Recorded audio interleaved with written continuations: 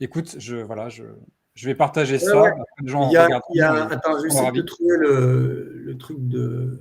Je vous le mets en commentaire et en. Voilà. Parce que là, c'est sur Radio France, peut-être. Ouais, non, si, c'est celui-là. Ouais. Tu l'as Mhm, trouvé. C'est un mhm. PDF. Ouais. C'est ça, c'est ça. Voilà. Ok, Mais bon. tu lis la fin, c'est stupéfiant.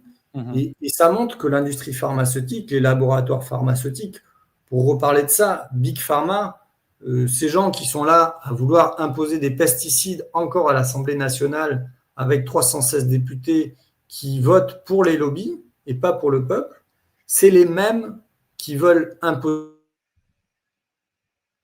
les vaccins. Et ça, c'est pour aussi faire réfléchir les gens qui n'ont pas encore fait le chemin, qui nous disent, ouais, mais toi, tu es complotiste, les vaccins, ça protège des maladies, tu dis n'importe quoi, tu as été radié, tu es un mauvais médecin. Ben non, allez nourrir votre conscience. mhm. C'est ça. Ok, ben, merci beaucoup. Alors, il y a beaucoup, beaucoup, beaucoup de commentaires. Vous êtes très nombreux ce soir. Là, on est quasiment 1000 en direct, donc ça fait pas mal de monde. Et il y a plusieurs personnes qui ont partagé, je crois, un lien vers un CERFA. Ça te dit peut-être quelque chose. Le numéro 16 18, non, 16 183 étoile 01. Est-ce que c'est pour justement se protéger par rapport à l'abus de faiblesse? Je ne sais pas exactement. CERFA 10. Je ne sais pas si tu l'as vu là dans le chat. Non. CERFA 1683. Ouais, je vais juste regarder ce que c'est. 3. Attends, juste, je m'éclipse aussi de là. Vas-y, vas-y. Hop. Alors, Pour vous montrer un truc aussi hyper intéressant, parce que vas-y. tout ça, c'est. Ah, c'est un certificat médical de contre-indication à la vaccination Covid-19. C'est ça. Ok, c'est ça Ouais, qui mais est partagé. Mais bon, après, vous ouais, pouvez aussi aller trouver des contre-indications. ouais, ouais. Moi, quand j'étais installé en septembre 2021, j'étais dans un cabinet de médecine générale dans le Var. J'ai fait des certificats de contre-indication.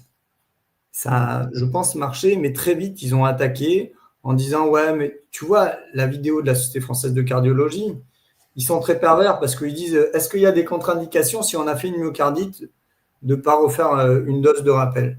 Mm. Évidemment, c'est contre-indiqué, c'est complètement, c'est pervers, c'est dangereux, même intellectuellement, c'est complètement dingo d'avoir ce genre de logique intellectuelle.